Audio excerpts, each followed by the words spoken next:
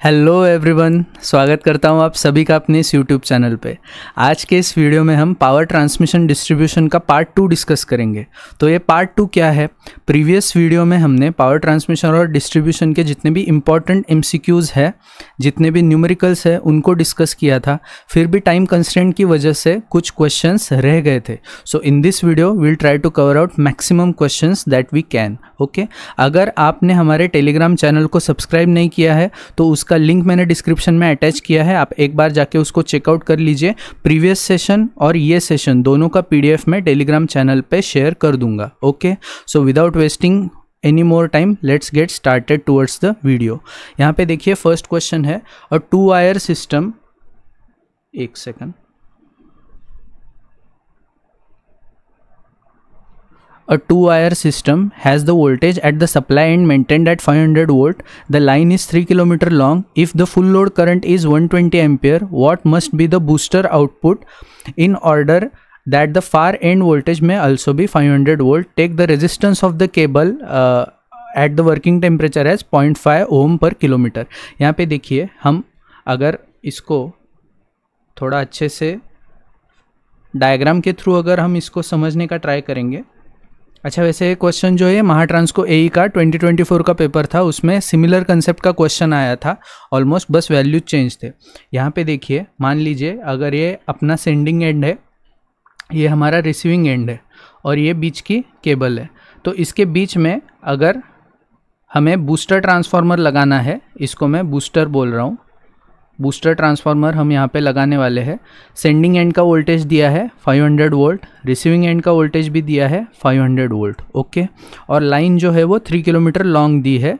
यहाँ से जो करंट फ्लो होगा IFL, फुल लोड करंट, जिसको हम I से डिनोट करेंगे, इसकी वैल्यू दी है 120 एम्पियर।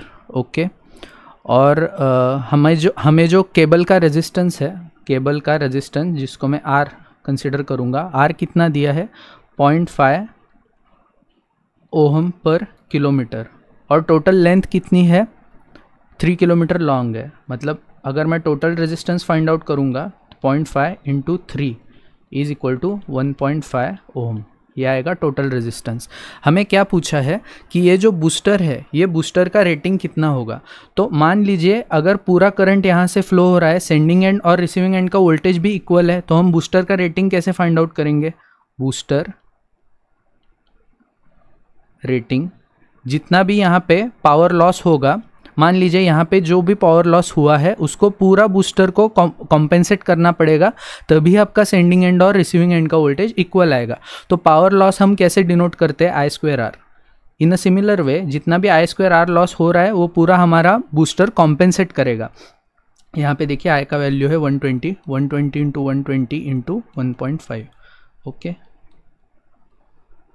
0 इंटू 1.5, इसका आंसर आएगा 21600 वाट। हमें पूछा है किलोवाट में, इसी को हम लिख सकते हैं 21.6 किलोवाट। ओके, तो इसका करेक्ट ऑप्शन है ऑप्शन नंबर बी। समझ में आ गया? काफ़ी अच्छा क्वेश्चन था, कंसेप्चुअल क्वेश्चन था। नेक्स्ट क्वेश्चन देखिए, For dash the total resistance and inductance and capacitance are considered uniformly distributed. हम यूनिफॉर्मली डिस्ट्रीब्यूटेड कब पैरामीटर्स यूज करते हैं? For the analysis of long transmission line. ठीक है, इसका करेक्ट आंसर है long transmission line. Long transmission line, इसी को अगर सेम क्वेश्चन में आपको अगर पूछता है rigorous analysis is also done for long transmission line, इस चीज़ को आप ध्यान में रखिए। ठीक है, यहाँ पे देखिए, मैंने जितने भी 3 टाइप के शॉर्ट, मीडियम और लॉन्ग ट्रांसमिशन लाइन है उनकी एक समरी इस टेबल में दी है। इससे बाहर जाके कोई भी आपको क्वेश्चन नहीं आएगा। यहाँ पे देखिए, शॉर्ट ट्रांसमिशन लाइन जो है उसकी लेंथ होती है अप टू 80 किलोमीटर, उसका वोल्टेज जो है वो लेस देन 20 kV होता है, और उसमें पैरामीटर्स कौन से होते हैं? R और L, ये 2 पैरामीटर्स हम कंसिडर करते हैं। कंडक्टेंस और कैपेसिटेंस, ये 2 हम निगलेक्ट करते हैं इसमें। और शॉर्ट ट्रांसमिशन लाइन के लिए हम लोग रिएक्टेंस रिले यूज़ करते हैं, जिसमें कैपेसिटेंस भी निगलेक्ट करते हैं, ये तो मैंने बता ही दिया।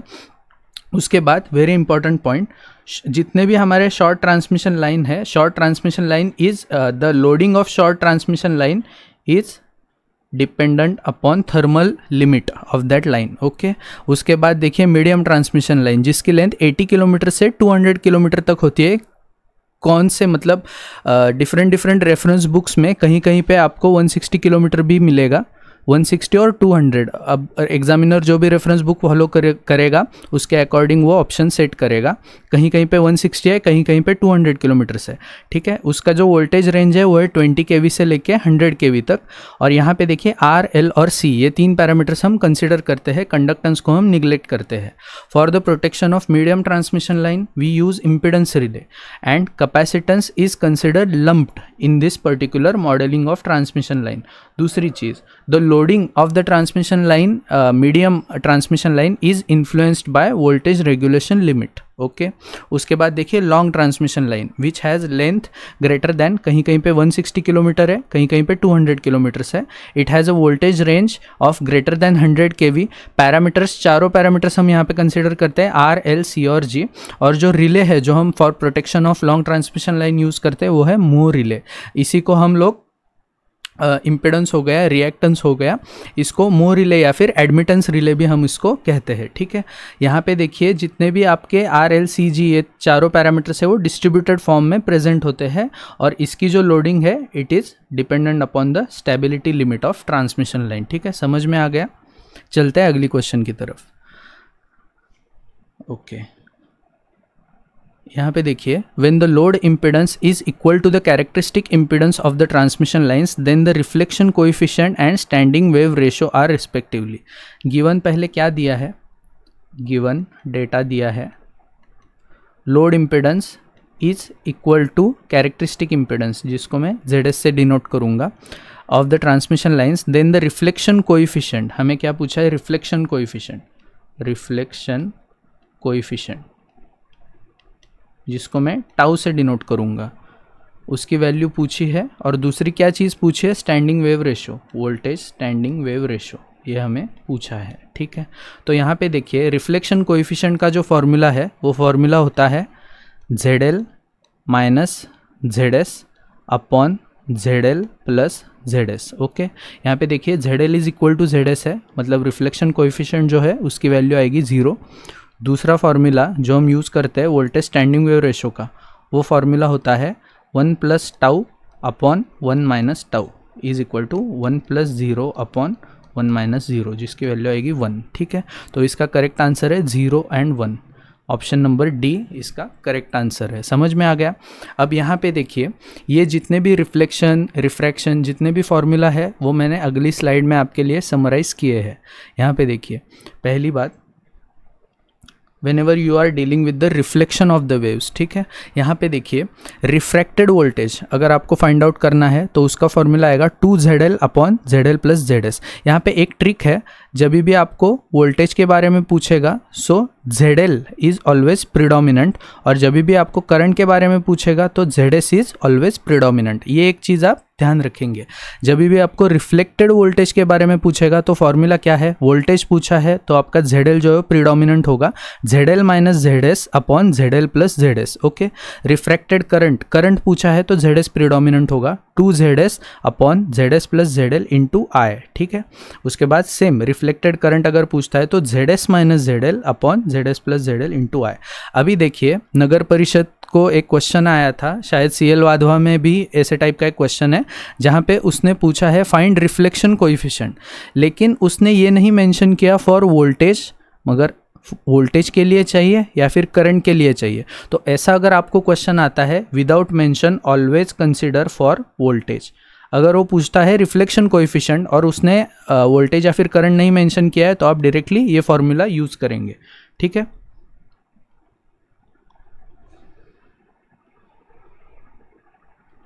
यहाँ पे देखिए, अगर आपको बाइफरकेटेड लाइन दी है, मतलब यहाँ से एक है और ये बाइफरकेट हो रही है दो सेक्शंस में, तो आप V2 की वैल्यू कैसे फाइंड आउट करेंगे? मतलब जो रिफ्रैक्टेड वोल्टेज है उसकी वैल्यू आप कैसे फाइंड आउट करेंगे? सिमिलरली यहाँ पे देखिए, यहाँ पे सिर्फ ZL लिया है, आप ZL की जगह Z इक्विवेलेंट लेंगे। यहाँ पे this is the only difference कि यहाँ पे आप Z इक्विवेलेंट लेंगे, ठीक है। और Z इक्विवेलेंट जो है वो आप कैसे फाइंड आउट करेंगे? Z2 पैरेलल विथ Z3, इससे आप Z इक्विवेलेंट फाइंड आउट कर सकते हैं। देखिए यहाँ पे पूरे चारों के फॉर्मूला मैंने यहाँ पे लिखे हैं। दूसरी चीज़, वोल्टेज स्टैंडिंग वेव रेशो जो अभी पिछले क्वेश्चन में पूछा था, उसका फॉर्मूला है 1 + टाउ अपॉन 1 - टाउ, ठीक है। और यहाँ पे जो टाउ है, मतलब आपका रिफ्लेक्शन कोइफिशिएंट है, वो अगेन हम फाइंड आउट करते हैं ZL - ZS upon ZL + ZS। और एक चीज़, अगर आपको कैरेक्टरिस्टिक इंपेडेंस पूछता है, Z0 is equal to √ Z open circuit into Z short circuit, मतलब open circuit impedance into short circuit impedance. So these are the very very very important formulas. अगर आपके notes में नहीं है तो आप इसको नोट डाउन कर लीजिए, ठीक है। अगेन सिमिलर कंसेप्ट पे ये क्वेश्चन है, आप एक बार पॉज करके इसको ट्राई कर लीजिए, क्योंकि पहले ही हमने सिमिलर कंसेप्ट से क्वेश्चन डिस्कस किया था। The coefficient of reflection of voltage, यहाँ पे देखिए ऑफ वोल्टेज लिखा है, मतलब टाउ फॉर वोल्टेज हमें फाइंड आउट करना है।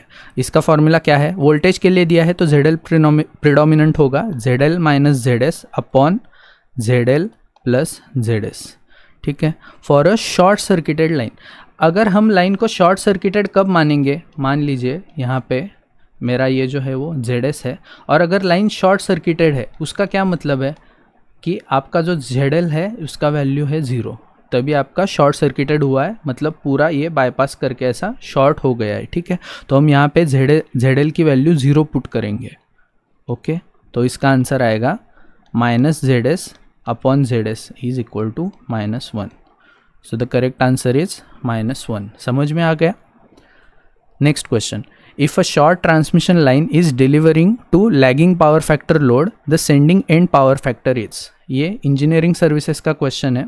क्या दिया है? शॉर्ट ट्रांसमिशन लाइन है, ओके, शॉर्ट ट्रांसमिशन लाइन है, it is delivering to a lagging power factor load, lagging power factor load, और हमें पूछा है कि सेंडिंग एंड पावर फैक्टर मतलब cos phi s की वैल्यू कितनी होगी।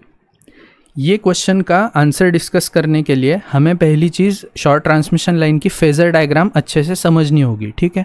यहाँ पे देखिए phasor diagram of short transmission line, यहाँ पे देखिए R है और XL है, मतलब रेजिस्टेंस और रिएक्टेंस ये दोनों है। अब यहाँ पे देखिए ये फेजर डायग्राम को अच्छे से समझेंगे।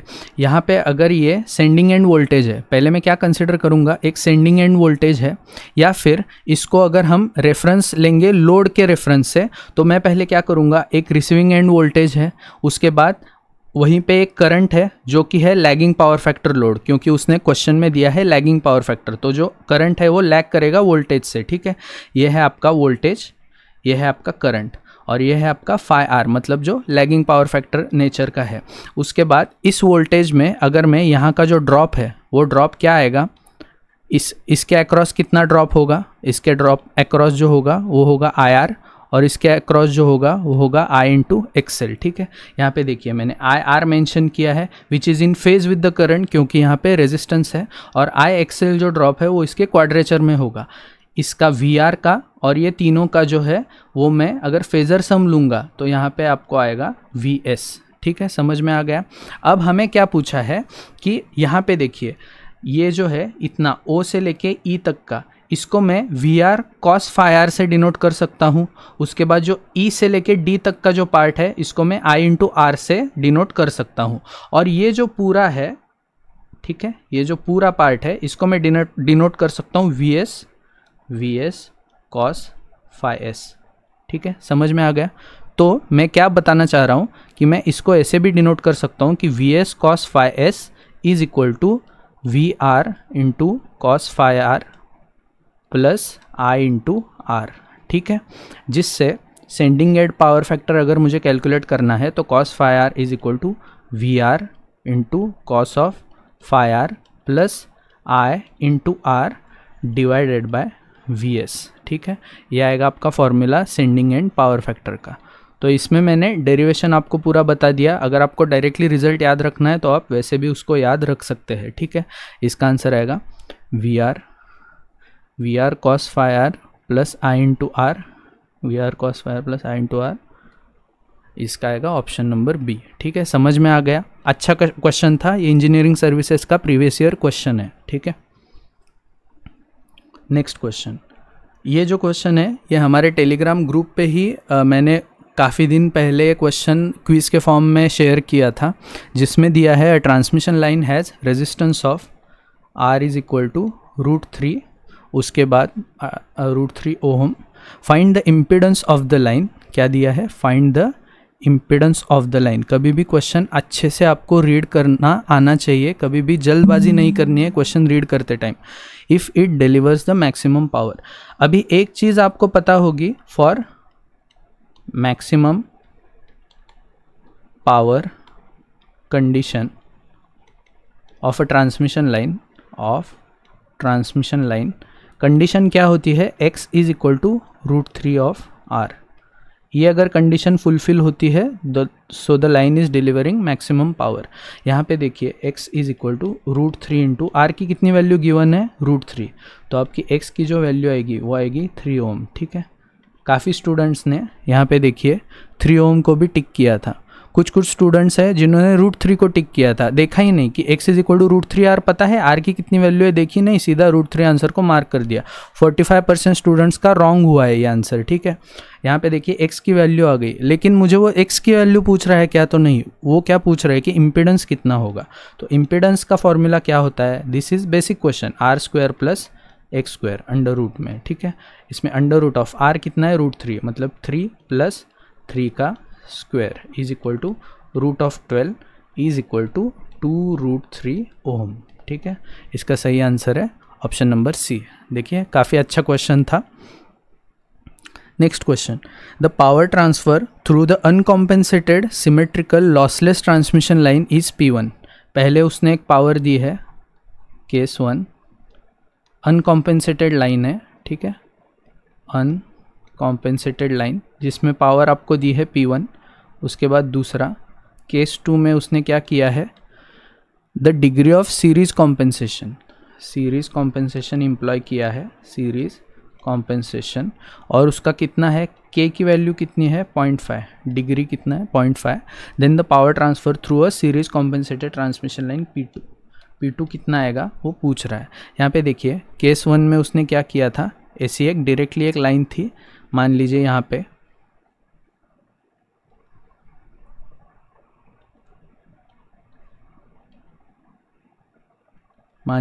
पे सेंडिंग एंड है और यहाँ पे रिसीविंग एंड है, सेंडिंग एंड और रिसीविंग एंड, ये पूरी अनकॉम्पेंसेटेड लाइन है, ठीक है। उसके बाद उसने केस 2 में क्या किया, सीरीज कॉम्पेंसेशन एम्प्लॉय कर दिया। ऐसी आपकी मान लीजिए पहले एक्सेल है, ठीक है, उसने अगर सीरीज कॉम्पेंसेशन यहाँ पे अप्लाई कर दिया तो इसका आंसर कितना आएगा, एक्सेल माइनस एक्सी। इसका जो रिएक्टेंस है वो आएगा एक्सेल माइनस एक्सी, और ये आपका सेंडिंग एंड और रिसीविंग एंड वोल्टेज है। तो इसका जो भी इसने सीरीज कॉम्पेंसेशन अप्लाई किया है उसका डिग्री उसने गिवन दिया है 0.5 क्वेश्चन में, ठीक है, और हमें पूछा है P2। यहाँ पे देखिए अगर मान लेता हूँ P1 की जो वैल्यू है वो आएगी VS/VR अपॉन x, ठीक है, इसके मैक्सिमम वैल्यू आएगी। उसके बाद अगर मैं सीरीज कॉम्पेंसेशन, यहाँ पे मैं एक्सेल से डिनोट करता हूँ, अगर मैं इसको सीरीज कॉम्पेंसेशन प्रोवाइड करता हूँ तो V2 की क्या वैल्यू आएगी, P2 की क्या वैल्यू आएगी, VS/VR upon Excel minus XC, ठीक है, जो भी सीरीज कॉम्पेंसेशन आएगी। इसी को मैं ऐसे लिख सकता हूँ कि P2 will be equal to P1 upon 1 minus K, ठीक है, यह है आपकी series compensation is equal to P1 upon 1 minus 0.5, ठीक है। जब भी आपका रिएक्टेंस कम होगा तो पावर ट्रांसफ़र कैपेबिलिटी आपकी इंक्रीज हो जाएगी, ठीक है। इसका करेक्ट आंसर है P2 is equal to 2 times of P1, जो है ऑप्शन नंबर डी। समझ में आ गया, काफ़ी अच्छा क्वेश्चन था। Next, a single phase transmission line of impedance, यहाँ पे दिया है सिंगल फेज ट्रांसमिशन लाइन है और उसका इम्पिडेंस उसने दिया है, ये है लाइन का इम्पिडेंस, ये दिया है J × 0.8, okay. It supplies a resistive load, यहाँ पे जो है ये लोड मेंशन किया है। लोड के बारे में क्या दिया है उसने, IL दिया है 500 एम्पियर और जो V है वो दिया है 300 वोल्ट। यहाँ पे उसने मेंशन किया है रेजिस्टिव लोड है, तो हम डायरेक्टली R की वैल्यू कैसे फाइंड आउट कर सकते हैं, 300 divide by 500 is equal to 0.6 ohm. इसमें R की वैल्यू आएगी 0.6। ठीक है, समझ में आ गया। हमें क्या पूछा है, सेंडिंग एंड पावर फैक्टर। तो ये पूरा लाइन है, इसको हमने फाइनल मॉडलिंग कर लिया, ऐसा आपका लाइन आएगा। वो पूछ रहा है कि सेंडिंग एंड का पावर फैक्टर क्या होगा। पावर फैक्टर का फॉर्मूला है इक्वल टू R/Z। ठीक है, अब Z आप कैसे रिप्रेजेंट करेंगे, R divide by under root of R² plus X²। ठीक है, यहाँ पे R की वैल्यू दी है 0.6 divided by under root of 0.6 square plus X की कितनी वैल्यू है, 0.8 है, 0.8 का होल स्क्वायर। इसको अगर आप सिंप्लीफाई करेंगे तो आंसर आ जाएगा power factor is equal to 0.6। ठीक है, और यहाँ पे देखिए इसने J 0.8 दिया है, मतलब यहाँ पे जो है ये आपका इंडक्टिव नेचर का है जो ट्रांसमिशन लाइन है, तो इसका जो पावर फैक्टर है वो आपका आएगा lagging. Okay, so the correct answer is option number D. ठीक है, समझ में आ गया। Next question, the corona loss on a particular system eight 50 hertz is 1 kilowatt पर फेज पर kilometre. What will be the corona loss on the same system with the supply frequency 25 hertz. ठीक है, अभी यहाँ से कोरोना के regarding जितने भी क्वेश्चन है उनका डिस्कशन स्टार्ट हो जाएगा। इसमें क्या दिया है, पहले एक फ्रीक्वेंसी पे मतलब 50 हर्ट्ज पे आपको जो कोरोना लॉस दिया है उसने गिवन, उसका वैल्यू है 1। ठीक है, 1 किलोवाट पर फेज पर किलोमीटर, जिसको मैं 1 यहाँ पे लिखता हूँ। उसके बाद अगर उसने फ्रीक्वेंसी डिक्रीज करके 25 हर्ट्ज किया तो फिर P2 का मान कितना आएगा, ये एग्जामिनर पूछ रहा है। तो ऐसे टाइप के क्वेश्चन के लिए एक वेरी इंपॉर्टेंट रिलेशन है, आपको पता होगा शायद। एक सेकंड, यहाँ पे देखिए, corona loss is directly proportional to F plus 25। मतलब फ्रीक्वेंसी में अगर आप 25 ऐड करेंगे तो कोरोना लॉस इसको डायरेक्टली प्रोपोर्शनल है। ये कैसे आया ये मैं आगे एक्सप्लेन करूंगा, आगे पूरा डिटेल एक्सप्लेनेशन है। क्रिटिकल डिस्ट्रप्टिव वोल्टेज क्या होता है, विजुअल क्रिटिकल वोल्टेज क्या होता है, इसके रिगार्डिंग हम डिस्कशन करेंगे। इस न्यूमेरिकल के लिए आप इस चीज़ को ध्यान में रखेंगे कि corona loss is directly proportional to F plus 25। ठीक है, अब यहाँ पे मुझे अगर P2 मतलब सेकंड फ्रीक्वेंसी पे पूछा है, P1 का जो वैल्यू है वो मुझे गिवन है। उसके बाद सेकंड फ्रीक्वेंसी कितना दिया है उसने, 2 प्लस 25 अपॉन F1 प्लस 25। ठीक है, उसने F2 का कितना वैल्यू दिया है, 25, तो इसको मैं लिखूंगा 25 प्लस 25 अपॉन F1 का वैल्यू कितना था, 50 प्लस 25। ठीक है, तो P2 अपॉन P1 की जो वैल्यू है वो आ गई 50 अपॉन 75 इज इक्वल टू 2/3। तो P2 की वैल्यू आएगी, P1 की वैल्यू 1 है तो P2 की वैल्यू आएगी 2/3 is equal to 0.667 kilowatt per kilometre per phase. ठीक है, ये आएगी P2 की करेक्ट वैल्यू। ये वैल्यू कहाँ पे गिवन है हमें, ये वैल्यू है ऑप्शन नंबर सी। ठीक है, समझ में आ गया। ऐसे ही टाइप में आपको अलग अलग क्वेश्चन फ्रेम हो सकते हैं जिसमें शायद वो P2 देगा, P1 देगा और आपको फ्रीक्वेंसी भी पूछ सकता है। So this relation is very very important. अब ये रिलेशन कैसे आ गया इससे रिगार्डिंग हम अगले स्लाइड में डिस्कशन करेंगे। यहाँ पे देखिए नेक्स्ट क्वेश्चन,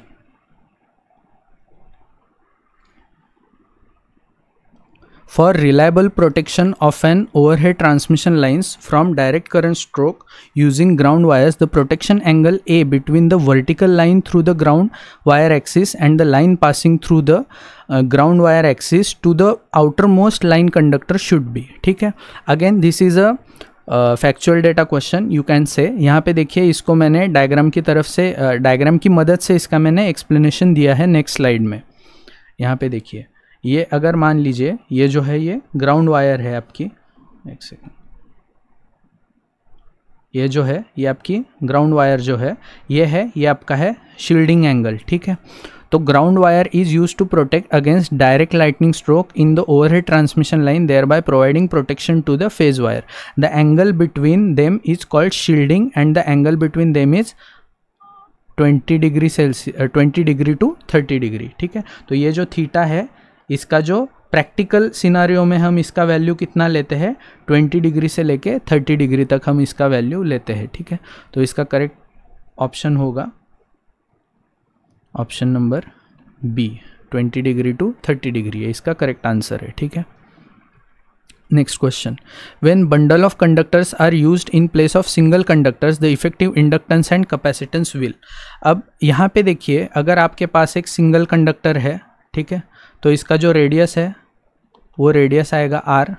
ठीक है, अगर मान लीजिए यहाँ पे मैंने बंडल्ड कंडक्टर यूज़ किया है, ऐसा बंडल्ड कंडक्टर यूज़ किया है, तो इस केस में क्या होगा, आपका रेडियस जो है वो रेडियस इंक्रीज़ हो जाएगा. ठीक है, जब भी आपका रेडियस इंक्रीज़ हो जाएगा, यहाँ पे मैं लिख देता हूँ, whenever we use bundled conductors GMR मतलब ज्योमेट्रिकल मीन रेडियस जो है वो इंक्रीज़ हो जाता है, लेकिन GMD जो है वो ऑलमोस्ट कांस्टेंट रहता है. क्योंकि अगर आपके मान लीजिए ऐसे दो कंडक्टर थे, ठीक है, इसके बीच का डिस्टेंस जो था वो d था. अगर मान लीजिए यहीं पे आपने अगर इसका बंडलिंग किया, 4 का बंडल किया, फिर भी इसके बीच का जो डिस्टेंस है वो ऑलमोस्ट d ही रहता है, अप्रॉक्सीमेटली इक्वल टू d. ठीक है, तो आपका जो GMD का वैल्यू है वो ऑलमोस्ट कांस्टेंट रहेगा ये पर्टिकुलर केस में. समझ में आ गया? यहाँ पे देखिए, whenever we use bundled conductor GMR जो है वो इंक्रीज़ हो जाता है और GMD जो है वो ऑलमोस्ट कांस्टेंट रहता है. हमें क्वेश्चन में क्या GMD और GMR के रिगार्डिंग पूछा है क्या? तो नहीं, हमें क्या पूछा है, इफेक्टिव इंडक्टेंस एंड कैपेसिटेंस. तो हमें एक चीज़ पता है, इंडक्टेंस जो है वो आपका डायरेक्टली प्रोपोर्शनल है GMD अपॉन GMR को. ठीक है, अगर मेरी GMD की वैल्यू ऑलमोस्ट कांस्टेंट है, लेकिन GMR की वैल्यू अगर इंक्रीज़ हो रही है तो इंडक्टेंस की वैल्यू जो है वो डिक्रीज़ हो जाएगी. और जो कैपेसिटेंस है it is directly proportional to 1 upon GMD upon GMR. ठीक है, अगर मेरी GMR की वैल्यू इंक्रीज़ हो रही है, GMD तो ऑलमोस्ट कांस्टेंट है, तो जो कैपेसिटेंस है उसकी वैल्यू जो है वो डिक्रीज़ हो जाएगी. तो यहाँ पे देखिए, effective inductance and capacitance. Inductance जो है, सॉरी यहाँ पे देखिए, इसको यहाँ पे एक आप करेक्शन कर लीजिए. अगर GMR की वैल्यू इंक्रीज़ हो जाती है तो ये न्यूमरेटर में जाके कैपेसिटेंस जो है उसकी वैल्यू इंक्रीज़ हो जाएगी. मैंने पहले डिक्रीजेस बोला था, लेकिन इंक्रीज़ हो जाएगी, और इंडक्टेंस की जो वैल्यू है वो इंडक्टेंस की वैल्यू डिक्रीज़ हो जाएगी. तो यहाँ पे क्या पूछा है, इंडक्टेंस एंड कैपेसिटेंस. इंडक्टेंस की value will decrease and increase. ठीक है, इसका करेक्ट आंसर है ऑप्शन नंबर बी. ठीक है, अभी बंडल्ड कंडक्टर जब भी हम यूज़ करते हैं तो अलग अलग पैरामीटर्स पे उसका क्या इम्पैक्ट होता है, इसको मैंने अगली स्लाइड में समराइज़ किया है. यहाँ पे देखिए, bundled conductor it increases self GMD, जैसे मैंने बोला GMR सेल्फ GMD या फिर GMR इंक्रीजेस. ठीक है, for voltages above 220 kV we use bundled conductors. Radius of bundled conductor is r divide by under root of n. This is very important question. Radius of bundled conductor is given by r divide by under root n. Main aim of bundled conductors is to reduce corona. ठीक है, इसके advantages क्या है, it reduces corona loss due to bundling, self GMD increases, ये तो मैंने बता ही दिया, सेल्फ GMD को ही हम GMR भी डिनोट कर सकते हैं. उसके बाद these two are very important. Inductance decreases and capacitance increases, जहाँ से डायरेक्टली लास्ट क्वेश्चन पूछा गया था. उसके बाद जब भी आपका इंडक्टेंस कम हो जाएगा, तो आपका इंडक्टिव रिएक्टेंस भी कम हो जाएगा, I × XL भी कम हो जाएगा. ठीक है, तो वोल्टेज ड्रॉप जो है it will again decrease. Power transfer capability increases, क्योंकि इंडक्टेंस की वैल्यू कम हो जाएगी, XL की वैल्यू कम हो जाएगी. XL कम हो गया तो आपका पावर ट्रांसफ़र कैपेबिलिटी इंक्रीज हो जाएगा. अगेन कैपेसिटेंस की वैल्यू इंक्रीज हो रही है तो चार्जिंग करंट विल इंक्रीज. उसके बाद SIL विल इंक्रीज. जब भी हम बंडल्ड कंडक्टर यूज़ करते हैं, इट रिड्यूसेस कोरोना, मतलब रेडियो इंटरफेरेंस जो है वो कम हो जाएगा और वोल्टेज ग्रेडियंट जो है वो डिक्रीज हो जाएगा. Okay, these are very important properties of bundled conductors. चलते हैं अगली क्वेश्चन की तरफ। The corona loss depends on which of the following parameters. ठीक है, कोरोना लॉस किसके ऊपर डिपेंड होता है, इसके रिगार्डिंग पूछा है। आप एक बार पॉज करके इसका आंसर देने का ट्राई कर लीजिए। इसका आंसर है ऑल ऑफ द अबव। अब कैसे आता है कि size of conductor, frequency of supply और एटमॉस्फेरिक कंडीशंस, तीनों पे कोरोना लॉस डिपेंड होता है। इसका एक्सप्लेनेशन नेक्स्ट स्लाइड में हम लोग डिस्कस करेंगे। यहाँ पे देखिए, factors affecting corona. The phenomenon of corona is affected by the physical state of the atmosphere as well as by the conditions of the line. The following are the factors upon which corona depends. पहला factor है atmosphere. As corona is form due to ionization of air surrounding the conductors, therefore it is affected by the physical state of atmosphere. क्योंकि आपका जो conductor है उसके जो बाहर का जितना भी एयर है वो एयर को कोरोना पूरा आयोनाइज कर देता है। ठीक है, this effect is called as corona. In the stormy weather the number of ions is more than normal and such corona occurs at very less voltage as compared with the fair weather. तो stormy weather में जो है वो corona loss हमें ज़्यादा देखने को मिलता है। उसके बाद next is conductor size. The corona effect depends upon the shape and conditions of the conductor. The rough and irregular surface will give rise to more corona because of unevenness of the surface. Thus a stranded conductor has irregular surface. यहाँ पे देखिए, stranded conductor has irregular surface। एक second, मैं इसको आपके लिए मैं इसको हाईलाइट कर देता हूँ क्योंकि this is very important point. इससे रिगार्डिंग आपको क्वेश्चन पूछा जा सकता है। Thus a stranded conductor has irregular surface and hence it gives rise to more corona than that of solid conductor. Very very important point. Stranded conductor में जितना भी corona loss होगा it will be more than that of a solid conductor, क्योंकि इसका एकदम easy explanation है। यहाँ पे देखिए, अगर मेरे पास एक solid conductor है तो इसका जो surface है वो almost स्मूथ सरफेस होगा। लेकिन अगर मैं यहाँ पे स्टैंडर्ड कंडक्टर ले लेता हूँ तो यहाँ पे देखिए, इसका जो सरफेस है वो उतना स्मूथ नहीं रहेगा। तो इसका जो कोरोना लॉस है वो कोरोना लॉस ज़्यादा हो जाएगा in this case. Then third is spacing between the conductors. If the spacing between the conductors is made very large as compare to diameters, then there may not be corona effect. It is because larger distance between the conductor reduces the electrostatic stresses at the conductor surface, thus avoiding corona formation. ठीक है, उसके बाद line voltage. The line voltage greatly affects corona. If it is low, then there is no change in the condition of air surrounding the conductors. ठीक है, अगर आपकी air की मतलब एयर की जितनी भी डाइलेक्ट्रिक स्ट्रेंथ है वो 30 किलोवोल्ट पर सेंटीमीटर होती है। अगर आपका वोल्टेज 30 किलोवोल्ट से लोअर है तो आपकी एयर आयोनाइज ही नहीं होगी। तो in that case you will not experience any corona effect. However if the line voltage has such a value that the electrostatic stresses developed at the conductor surface make the air around the conductor conducting, then corona is formed। ठीक है, समझ में आ गया।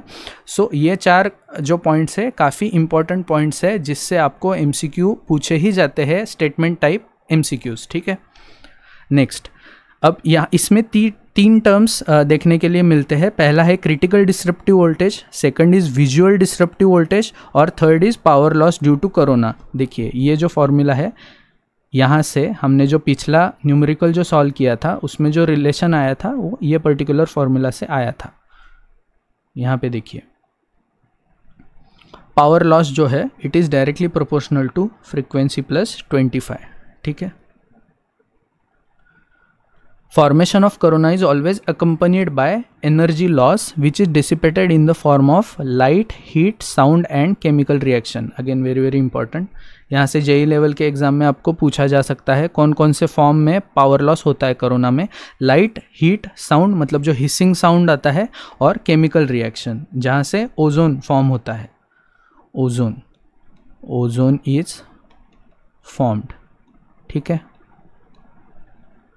Again ये हो गया, ये फॉर्मूला है। Power loss is equal to 242 into F plus 25 upon del which is irregularity factor under root of R by D into VPH, ये जो है ये फेज वोल्टेज है, VPH माइनस VC जो है वो क्रिटिकल डिसरप्टिव वोल्टेज है, bracket square into 10⁻⁵ kilowatt per kilometre per phase. ठीक है, इसको डायरेक्टली आपको याद ही रखना पड़ेगा क्योंकि इस फॉर्मूले को अगर आपको डायरेक्टली फॉर्मूला पूछता है तो सभी टर्म्स को आपको अच्छे से याद रखना पड़ेगा। फर्स्ट, क्रिटिकल डिसरप्टिव वोल्टेज क्या है? तो क्रिटिकल डिसरप्टिव वोल्टेज मतलब VC को मैं कैसे डिनोट कर सकता हूं? यहाँ पे देखिए VC is equal to M0 G0 into del R into log of D/R kilovolt per phase. ठीक है, ये आ गया आपका क्रिटिकल डिसरप्टिव वोल्टेज का फॉर्मूला, जिसमें M0 जो है वो इरेगुलरिटी फैक्टर है 1 for polished conductors, M0 is equal to 1 for polished conductors. उसके बाद 0.98 to 0.92 for dirty conductors, 0.87 to 0.8 for standard conductors. मैंने पहले बोला था कि स्टैंडर्ड कंडक्टर्स के लिए जो है आपका कोरोना लॉस ज़्यादा होगा। क्यों? क्योंकि स्टैंडर्ड कंडक्टर का क्रिटिकल डिसरप्टिव वोल्टेज का वैल्यू कम आएगा, और जितना भी क्रिटिकल डिसरप्टिव वोल्टेज का वैल्यू कम होता है उतने लोअर वोल्टेज पे भी आपका कोरोना फॉर्मेशन पॉसिबल है। ठीक है, और यहाँ पे देखिए डेल जो है वो है एयर डेंसिटी फैक्टर। इसका हम कैसे कैलकुलेट कर सकते हैं? 3.92 B अपॉन 273 प्लस T, मतलब जितना भी टेम्परेचर दिया है उस पे। उसके बाद यहाँ पे देखिए G0 क्या है? Breakdown strength of air at 76 centimetre of mercury and 25 degree Celsius. Again very very important, air के लिए जो ब्रेकडाउन स्ट्रेंथ है वो होती है 30 किलोमीटर पर सेंटीमीटर। यह है आपकी मैक्सिमम वैल्यू, और 21.1 किलोवोल्ट पर सेंटीमीटर अगर आपको RMS वैल्यू पूछता है तो। ठीक है, नेक्स्ट देखिए विजुअल डिसरप्टिव वोल्टेज। पहले ये हो गया, ये जो था ये था क्रिटिकल डिसरप्टिव वोल्टेज, मतलब जिस वोल्टेज पे कोरोना फॉर्मेशन स्टार्ट होता है। उसके बाद ये है विजुअल डिसरप्टिव वोल्टेज, जिस वोल्टेज पे कोरोना फॉर्मेशन विजिबल होता है। It is minimum phase neutral voltage, it is minimum phase neutral voltage at which corona glow appears all along the line conductors. It has been seen that in case of parallel conductors the corona glow does not begin at the disruptive voltage but a higher voltage VV called visual critical voltage. ठीक है, तो visual critical voltage का जो formula है ये भी मैंने यहाँ पे लिखा है। आप ये भी फॉर्मूला को अगर आपके पास नहीं है तो इसको आप नोट डाउन कर लीजिए। यहाँ पे देखिए विजुअल क्रिटिकल वोल्टेज जो है it is always greater than critical disruptive voltage. पहले कोरोना फॉर्म होगा, मतलब क्रिटिकल डिसरप्टिव वोल्टेज कम होगा, और हमें जब वो दिखेगा तो विजुअल दिखने के लिए थोड़ा टाइम लगेगा, तो जो विजुअल क्रिटिकल वोल्टेज है वो थोड़ा सा ज़्यादा होगा as compare to critical disruptive voltage. ठीक है, तो ये कुछ टर्म्स थे कोरोना के रिगार्डिंग जो वेरी इंपॉर्टेंट है, इससे अक्सर क्वेश्चन पूछे जाते हैं। यहाँ पे देखिए next question, consider the following statements regarding corona. First is it causes radio interference, सही है, रेडियो इंटरफेरेंस कॉज करता है। It attenuates lightning surges, again this is correct. It causes power loss, ये तो हमने डिस्कस ही किया कि पावर लॉस होता है, जो फॉर्मूला मैंने पिछली स्लाइड में डिस्कस किया था। It is more prevalent on the middle conductor of A transmission line employing flat conductor configuration. अगर आपके पास फ्लैट कंडक्टर कॉन्फिग्रेशन है तो इसमें जो भी मिडल कंडक्टर है उसमें कोरोना लॉस है वो ज़्यादा प्रीवेलेंट होगा। ठीक है, as compare to other conductors. ठीक है, तो इसका करेक्ट आंसर है 1 2 3 4, C is the correct answer. ठीक है, अब यहाँ पे देखिए, पहले ये क्वेश्चन डिस्कस कर लेता हूँ। Because of corona in case of AC transmission कौन से हार्मोनिक्स प्रेजेंट रहते हैं? तो अगेन फैक्चुअल क्वेश्चन है। कोरोना में जो मोर मतलब जो डोमिनेंट जो है वो है आपके third harmonics. Third harmonics are always present. ठीक है, कोरोना के केस में इसका आंसर आएगा ऑप्शन नंबर डी। यहाँ पे देखिए ये एक न्यूमेरिकल है, थोड़ा सा लेंदी न्यूमेरिकल है, लेकिन कंसेप्ट के लिए मैंने इस न्यूमेरिकल को इंक्लूड किया है। A 3 phase line has conductors 2 centimetre in diameter spaced equilaterally 1 metre apart. मतलब ये बोलना चाह रहा है कि ऐसे उसने इक्विलैटरली इसको स्पेस आउट किया है, और ये जो है ये डिस्टेंस है 1 मीटर, इसी को हम बोल सकते हैं 100 सेंटीमीटर। ठीक है, the dielectric strength of air is 30 kilovolt maximum value per centimetre. Then the disruptive critical voltage, disruptive critical voltage पूछ रहा है फॉर द लाइन इज। ठीक है, उसने एयर डेंसिटी फैक्टर दिया है डेल जो है वो 0.952 दिया है, और इरेगुलरिटी फैक्टर एम जो है उसकी वैल्यू इसने दी है 0.9। ठीक है, यहाँ पे देखिए गिवन डेटा आर मतलब रेडियस जो दिया है वो दिया है 1 सेंटीमीटर, स्पेसिंग जो दिया है वो दिया है 100 सेंटीमीटर, जी नॉट जो है वो क्रिटिकल मतलब डाइलेक्ट्रिक स्ट्रेंथ ऑफ एयर ये दिया है 30 किलोवोल्ट, लेकिन ये जो है ये मैक्सिमम वैल्यू है, मुझे कैलकुलेशन के लिए आरएमएस वैल्यू चाहिए, ठीक है। तो इसकी आरएमएस वैल्यू आएगी 21.2 किलोवोल्ट पर सेंटीमीटर, ठीक है। और एम नॉट जो है, एम नॉट की वैल्यू उसने गिवन है 0.9, ठीक है। तो ये जो फॉर्मूला है, ये फॉर्मूला हमने पहले डिस्कस किया था डिसरप्टिव क्रिटिकल वोल्टेज के लिए, M naught G naught into del into R ln of D by R. M naught की वैल्यू है 0.9, जी नॉट की वैल्यू यहाँ पे है 21.2, डेल की जो वैल्यू है 0.952 जिसने गिवन दी है, उसके बाद आर जो है वो आएगा 1 और ln of D by R. अब यहाँ पे देखिए डी कितना आएगा, डी आएगा आपका 100 सेंटीमीटर, ठीक है। 100 सेंटीमीटर अपॉन 1 सेंटीमीटर, तो इसका आंसर आएगा 100, ठीक है। इसको यहाँ पे देखिए अगर आपके पास कैल्सी अलाउड नहीं है तो ln ऑफ 100 का वैल्यू आप कैसे फाइंड आउट करेंगे, जनरली जो स्टैंडर्ड कुछ वैल्यूज़ है वो आपको याद रखने पड़ते हैं AJE एग्जाम में, ठीक है। ln ऑफ 10 की जो वैल्यू है वो आती है 2.3, तो ln ऑफ 100 की वैल्यू कैसे आएगी, 10 का स्क्वायर होगा तो ये जो स्क्वायर में जो 2 है वो नीचे आ जाएगा, तो इक्वल टू 2 इंटू 0.3, इसकी वैल्यू आएगी 4.6। यहाँ पे हमने 4.6 सब्स्टिट्यूट किया है। जब भी आप इसको मल्टीप्लाई करेंगे तो इसका आंसर आएगा 83.55 kV। ये क्वेश्चन DSSB का AE के एग्ज़ाम में क्वेश्चन पूछा था, लेकिन ये लेंदी क्वेश्चन है, अगर आपके एग्ज़ाम में पूछता है तो आप इसको स्किप भी कर सकते हैं। मैंने कंसेप्ट आपके अच्छे होने चाहिए इसलिए क्वेश्चन को इंक्लूड किया था। ये जो वैल्यू आएगा ये आपका फेज़ वैल्यू आएगा क्रिटिकल डिसरप्टिव वोल्टेज का, लेकिन अगर आपको लाइन वैल्यू चाहिए इज इक्वल टू √3 इंटू 83.5, जिसका करेक्ट आंसर आएगा 145 kV, ठीक है। तो ये सेशन में मैंने मैक्सिमम क्वेश्चंस कवर किए हैं। अगर फिर भी कोई और क्वेश्चंस है, अगर आपको किसी क्वेश्चन में डाउट है तो आप मुझे पूछ सकते हैं। हमारे टेलीग्राम पे और एक डिस्कशन ग्रुप भी है, उसको भी आप ज्वाइन कर सकते हैं, जहाँ पे आपके जितने भी डाउट्स है, जो भी न्यूमेरिकल में आपको प्रॉब्लम आ रहा है उसको आप शेयर कर सकते हैं, ठीक है। So thank you for giving me your valuable time. Have a good day और अच्छे से पढ़ाई करते रहिए और जल्दी से जल्दी सिलेक्शन ले लीजिए, ठीक है। Thank you again.